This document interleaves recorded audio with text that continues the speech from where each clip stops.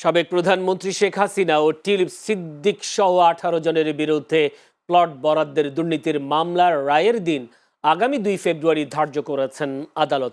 আজ সকালে ঢাকার বিশেষ জজ আদালত 4-এর বিচারক রবিউল আলমের আদালত মামলার যুক্তি তর্ক উপস্থাপন শেষে রায়ের এই দিনটি ঠিক করেন। এদিন দুদকের পক্ষে অ্যাডভোকেট হাফিজুর রহমান যুক্তি তর্ক তুলে ধরেন। তিনি আসামিদের সর্বোচ্চ সাজা যাবজ্জীবন প্রত্যাশা করেন। এর মধ্যে শেখ হাসিনা, রাদওয়ান সিদ্দিক ববি, টিউলিপ সিদ্দিক সহ 18 আসামি গ্রেপ্তারি পরোয়ানা মাথায় নিয়ে পলাতক রয়েছেন।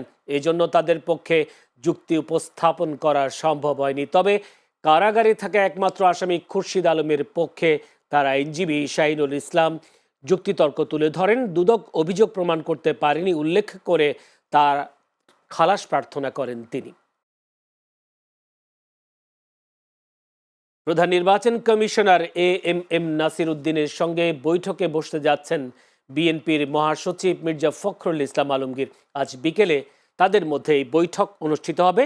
বিএনপির মিডিয়া সেল জানিয়েছে বিকেল 5টায় রাজধানীর আগারগাঁওয়ে অবস্থিত নির্বাচন কমিশন কার্যালয়ে এই বৈঠক অনুষ্ঠিত হবে।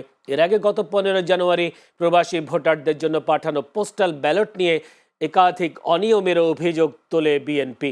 দলটির স্থায়ী কমিটির সদস্য সালাউদ্দিন আহমেদের নেতৃত্বে একটি প্রতিনিধি দল তখন নির্বাচন কমিশনের কাছে এসব বিষয়ে ব্যাখ্যা দাবি করে। বিএনপির অভিযোগ, পোস্টাল ব্যালট প্রস্তুত ও প্রেরণের পুরো প্রক্রিয়ায় গুরুতর ত্রুটি রয়েছে, যার ফলে দলটি সরাসরি ক্ষতিগ্রস্ত হচ্ছে। একই সঙ্গে ভোটার স্লিপ সংক্রান্ত আচরণ বিধি নিয়েও নির্বাচন কমিশনের দৃষ্টি আকর্ষণ করা হয়। জুলাই গণঅভ্যুত্থানের সময় রাজধানীর মোহাম্মদপুর এলাকায় সংঘটিত মানবতা বিরোধী অপরাধের একটি মামলায় আওয়ামী লীগের সাবেক বস্ত্র ও পাট মন্ত্রী জাহাঙ্গীর কবির নানক এবং ঢাকা দক্ষিণ সিটি কর্পোরেশনের সাবেক মেয়র শেখ ফজলে নূর তাপস সহ 28 জনকে আসামি করে আনুষ্ঠানিক অভিযোগ দাখিল করেছে প্রসিকিউশন। আজ আন্তর্জাতিক অপরাধ ট্রাইব্যুনাল 1-এর রেজিস্ট্রারের কাছে এই অভিযোগ জমা দেওয়া হয়। বিষয়টি নিশ্চিত করেছেন প্রসিকিউটর গাজী MH তামিম। তিনি বলেন, আজই এই আনুষ্ঠানিক অভিযোগের বিষয়ে শুনানি হওয়ার কথা রয়েছে। ব্যালট পেপার নিয়ে শঙ্কা এবং নির্বাচন কমিশনে একটি বিশেষ রাজনৈতিক গোষ্ঠীর অনৈতিক প্রভাব বিস্তারের প্রতিবাদে ইসি সচিবালয় ঘেরাও করেছে বাংলাদেশ জাতীয়তাবাদী ছাত্রদল। আজ পূর্ব নির্ধারণ কর্মসূচির আওতায় সকাল থেকে ইসি ভবনের সামনে ছাত্রদল নেতাকর্মীরা জড়ো হতে থাকেন। বিভিন্ন শিক্ষা প্রতিষ্ঠানে নির্বাচনের পরিবেশ নষ্ট করে এবং ইসিতে বিশেষ রাজনৈতিক গোষ্ঠীর প্রভাব বিস্তারের প্রতিবাদে এই কর্মসূচি পালন করছে সংগঠনটি। ছাত্রদলের অভিযোগ, জবরদস্তিমূলকভাবে নির্বাচনের সিদ্ধান্ত পরিবর্তন এবং বিশেষ সেটআপের মাধ্যমে একটি নির্দিষ্ট ছাত্র সংগঠনকে সুবিধা দিচ্ছে কমিশন। এই প্রক্রিয়ায় জাতীয় নির্বাচনেও বড় ধরনের কারচুপির নীল নকশা করা হচ্ছে বলে দাবি করেছেন ছাত্রদল সভাপতি রাকিবুল ইসলাম রাকিব। সামাজিক যোগাযোগ মাধ্যম ফেসবুকে বিশ্ব সেরা কন্টেন্ট ক্রিয়েটরদের তালিকায় জায়গা করে নিয়েছেন বিএনপির চেয়ারম্যান তারেক রহমান। সামাজিক মাধ্যম বিশ্লেষণ ভিত্তিক ওয়েবসাইট সোশ্যাল ব্ল্যাড প্রকাশিত শীর্ষ 100 ফেসবুক কন্টেন্ট ক্রিয়েটরের তালিকায় তার অবস্থান 63 নম্বরে।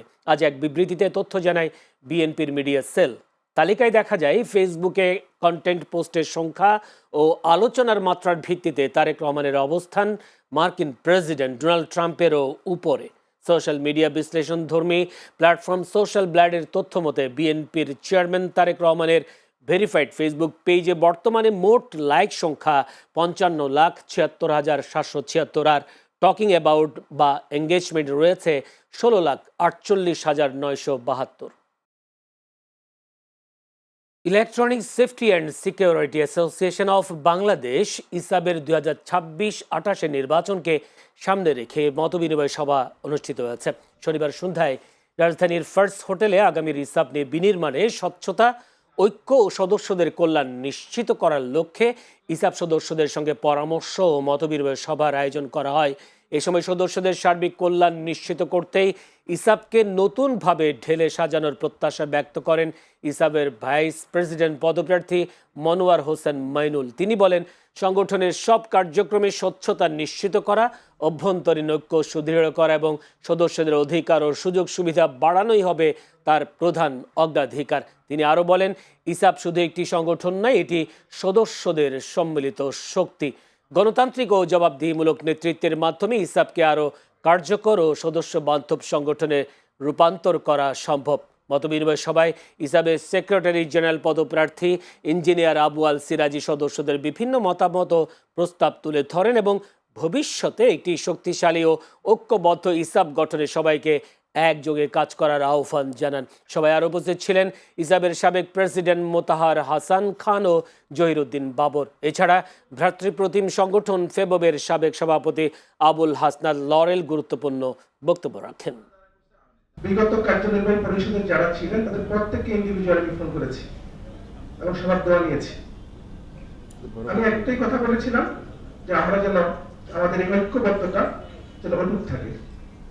দুইটা প্যানেল 11-22 জন লোক, আমরা দুইটা প্যানেলে যদি দুইটা গ্রুপ আমরা ভাগ হয়ে যাই, নির্বাচন জয়ী হলে করতে পারবে না। ভোট আপনার মূল্যবান সম্পদ, অতি মূল্যবান সম্পদ। ভোট আপনি কাকে দিবেন, কিভাবে দিবেন, কখন দিবেন, ভোট আগে সেকেন্ডও চেঞ্জ হয়ে যায়, সেটা আপনার বিবেচনা। কিন্তু আমরা যদি লক্ষ্যমাত্রা ঠিক করতে পারি যে হিসাবকে আমরা ওই জায়গায় নিয়ে যাব, সেই কারণে আমরা ঠিক করে ফেলেছি ঐক্যবদ্ধ হিসাব চাই, সদস্যদের কল্যাণ হিসাব চাই। রাজধানীর সবুজ ও পরিবেশ বান্ধব বিনোদন কেন্দ্র রমনা পার্কে 3 দিন ব্যাপী ফুল উৎসব 2026 শুরু হয়েছে। রোববার সকালে রমনা পার্ক নার্সারিতে ফুল উৎসবের উদ্বোধন করেন গৃহায়ন ও গণপূর্ত অধিদপ্তরের প্রধান প্রকৌশলী মোহাম্মদ খালেকুজ্জামান চৌধুরী। 18 থেকে 20 জানুয়ারি পর্যন্ত রমনা পার্ক নার্সারিতে এই উৎসব অনুষ্ঠিত হবে। ফুল উৎসবে দেশীয় ও মৌসুমী বিভিন্ন প্রজাতির ফুল, শোভাবর্ধনকারী উদ্ভিদ, ল্যান্ডস্কেপ ডিজাইনের প্রদর্শনী স্থান পেয়েছে। এই সময় অতিরিক্ত প্রধান প্রকৌশলী মোহাম্মদ শামসুদ্দোহা, এসডিও কাজী মোহাম্মদ আবু সাইদ ও তত্ত্বাবধায়ক প্রকৌশলী হোমায়রা বিনতে রেজা সহ গণপূর্ত অধিদপ্তরের অন্যান্য কর্মকর্তারা উপস্থিত ছিলেন। উদ্বোধনী বক্তব্যে অতিথিরা বলেন, নগর জীবনে সবুজায়ন ও প্রাকৃতিক সৌন্দর্য সংরক্ষণে ফুল উৎসব গুরুত্বপূর্ণ ভূমিকা রাখে। এই ধরনের আয়োজন নাগরিকদের পরিবেশ সচেতনতা বৃদ্ধি করার পাশাপাশি নগরের জীববৈচিত্র্য রক্ষায় ইতিবাচক প্রভাব ফেলে এবং মানসিক প্রসন্নতা আনয়ন করে। লাইফে আমরা 3টা পার্টে দেখিয়েছি। একটা পার্টে আপনারা দেখবেন বাম কালারের মাল্টিপল লাইট আছে, মাল্টিপল কালার আছে, এটাকে আমরা ভাইব্রেন্ট অফ লাইফ বলছি, যেটা আমাদের সমাজে বিভিন্ন রকম, এখানে পেল, হোয়াইট, গ্রিন এবং রেড, ইয়েলো এবং বিভিন্ন রকম কালারের মিক্সন আমরা নিয়ে এসেছি। এই জায়গায় এসে আসলে এত ভালো লাগছে, আশা করি সকলেরই এখানে আসা উচিত এবং এসে আসলে প্রকৃতির সাথে কিছুটা সময় অন্তত দেওয়া উচিত। আমরা একটা ফ্লাওয়ার ফেস্টিভ্যাল করছি এখানে। আপনারা জানেন যে আমাদের আরবরিকালচার একটা ডিপার্টমেন্ট আছে যে যারা সারা বছরই ফুল ফুটিয়ে থাকে। তো রমনা পার্কের এরকম সুন্দর একটা জায়গায়, এরকম ঢাকার অক্সিজেন ভান্ডার যেটাকে বলা হয় রমনা পার্ক, সেই পার্কের একটা অংশে আমরা এই ফ্লাওয়ার তৈরি করেছি, বেড তৈরি করেছি, আপনারা দেখতে পাবেন। তো সেইখানে আপনারা আসবেন, এনজয় করবেন। পিডব্লিউডির পক্ষ থেকে আপনাদেরকে আমরা আমন্ত্রণ জানাচ্ছি। জন্মসূত্রে বাংলাদেশের নাগরিক না হয়েও সৌদি আরবে অবস্থানরত ৬৯,০০০ রোহিঙ্গা পাচ্ছেন বাংলাদেশি পাসপোর্ট। 1977 সালের দিকে বিভিন্ন সময়ে বাংলাদেশ ও মিয়ানমার থেকে তারা সৌদি আরবে প্রবেশ করেন। মূলত মধ্যপ্রাচ্যের বৃহত্তম শ্রমবাজারের স্থিতিশীলতা রক্ষা এবং সৌদি সরকারের চাপের মুখে অনেকটা বাধ্য হয়েই রোহিঙ্গাদের পাসপোর্ট দিতে চুক্তি করে সরকার। চুক্তি অনুযায়ী চলতি বছরের জানুয়ারির মধ্যে পাসপোর্ট হস্তান্তর শেষ হওয়ার কথা থাকলেও তা সম্ভব হয়নি, ফলে বারবার তাগাদা দিচ্ছে রিয়াদ। এমন পরিস্থিতিতে কার্যক্রম সম্পন্ন করতে আগামী মার্চ মাস পর্যন্ত সময় চেয়েছে স্বরাষ্ট্র মন্ত্রণালয়। বসুন্ধরা পাবলিক স্কুল অ্যান্ড কলেজের আয়োজনে অনুষ্ঠিত হয়েছে ছবি আঁকা প্রতিযোগিতা 2026। দেশের বিভিন্ন শিক্ষা প্রতিষ্ঠান থেকে অংশ নেয় 5,871 জন শিক্ষার্থী। এদের মধ্য থেকে বিভিন্ন ক্যাটাগরিতে বিজয়ী হয়েছে 143 জন শিক্ষার্থী। শনিবার বিকেলে রাজধানীর ইন্টারন্যাশনাল কনভেনশন সিটি বসুন্ধরার নবরাত্রি হলে বিজয়ীদের মাঝে পুরস্কার বিতরণ করা হয়। অনুষ্ঠানে প্রধান অতিথি হিসেবে উপস্থিত ছিলেন আন্তর্জাতিক খ্যাতি সম্পন্ন চিত্রশিল্পী মনিরুল ইসলাম। বিশেষ অতিথি হিসেবে উপস্থিত ছিলেন বসুন্ধরা গ্রুপের ভাইস চেয়ারম্যান ইয়াশা সোবহান। আয়োজকরা জানান, স্কুল পর্যায়ে এটি দেশের অন্যতম বৃহৎ চিত্রাঙ্কন প্রতিযোগিতা। শিশুদের সৃজনশীলতা ও শিল্প মনস্কতা বিকাশে এই আয়োজন গুরুত্বপূর্ণ ভূমিকা রাখবে। এ সময় 3টে ক্যাটাগরিতে মোট 30 লাখ টাকার 143টি পুরস্কার, ক্রেস্ট ও সনদ বিতরণ করা হয়। Beloved students, আজকে যারা পুরস্কার পেয়েছো তোমাদেরকে কংগ্রাচুলেশনস, আর যারা পুরস্কার না পেয়ে অংশ নিয়েছো তোমরাও উইনার। একই সঙ্গে আমি আপনাদেরকে জানিয়ে রাখি, বসুন্ধরা গ্রুপের এই ইনিশিয়েটিভ এখানে শেষ হয়ে যাবে না। আমরা আগামীতে আরো বড় পরিসরে এই ধরনের কাজগুলো চালিয়ে যাব। পূর্বাঞ্চলে চলছে ঢাকা আন্তর্জাতিক বাণিজ্য মেলার 30তম আসর। মেলার অন্যান্য স্টলের পাশাপাশি দর্শনার্থীদের বাড়তি আকর্ষণ হয়ে উঠেছে কারাবন্দীদের তৈরি পণ্যের প্যাভিলিয়নটি। কারাগারের 4 দেয়ালের ভেতর কয়েদিদের নিপুণ হাতে তৈরি উন্নত মানের পোশাক, হস্তশিল্প এবং আসবাবপত্র নজর কাটছে সাধারণ মানুষের। বিক্রিও হচ্ছে বেশ। কারা কর্তৃপক্ষ বলছে, কারাগার এখন আর কেবল বন্দিশালা নয়, বরং হয়ে উঠেছে সংশোধনাগার ও উৎপাদন কেন্দ্র। রূপগঞ্জ প্রতিনিধি সাজেদুর রহমানের পাঠানো তথ্যচিত্রে বিস্তারিত দেখুন প্রতিবেদনে।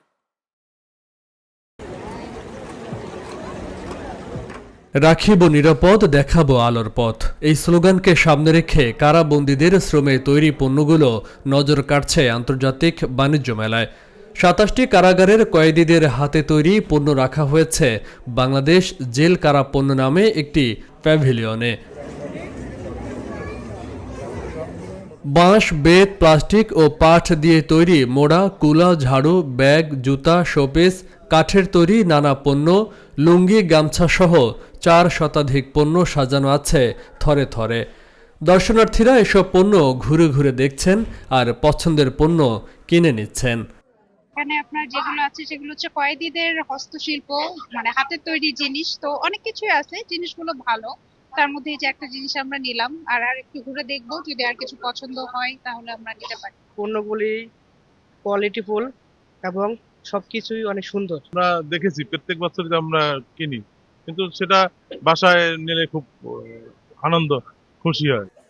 জেলা কর্তৃপক্ষ বলছে, কারাগারকে বন্দিশালা হিসেবে নয়, একটি সংশোধনাগার হিসেবে গড়ে তোলা হচ্ছে। পাশাপাশি কয়েদিদের উপার্জনক্ষম করে তোলা হচ্ছে, যাতে কারাভোগ শেষে সুন্দরভাবে জীবন পরিচালনা করতে পারে। আমাদের বাংলাদেশে প্রায় 27টি কারাগার থেকে এই বাণিজ্য মেলাতে প্রোডাক্টগুলো আসছে। 400 আইটেম, মানে 400-এর অধিক বেশি আইটেম আছে আমাদের এখানে, এবং ম্যাক্সিমাম প্রোডাক্টই হাতে তৈরি, বন্দীদের হাতে তৈরি। বেচা বিক্রি ভালো হওয়াতে আমরা সকলেই উদ্বুদ্ধ, এবং এখান থেকে যে লাভটা হয় সেই লাভের অর্ধেক বন্দীদেরকে বন্টন করে দেওয়া হয় এবং বাকি অর্ধেকটা সরকারি কোষাগারে দেওয়া হয়। এই পলিসিতে কারা ডিপার্টমেন্ট বন্দী সংশোধনাগারের দিকে যাচ্ছে। এখানে কাজ করে বন্দীরা প্রোডাক্ট তৈরি করে একদিকে যেমন তাদের সাজার পরিমাণ, সাজাটা মৌকুফ হয়, অন্যদিকে তারা আর্থিকভাবেও সচ্ছল হচ্ছে, যার ফলে বন্দীরা একটা সমাজে রিইন্টিগ্রেশন হওয়ার যে পথ, যে প্রক্রিয়া, সেই প্রক্রিয়াটা সহজ হচ্ছে।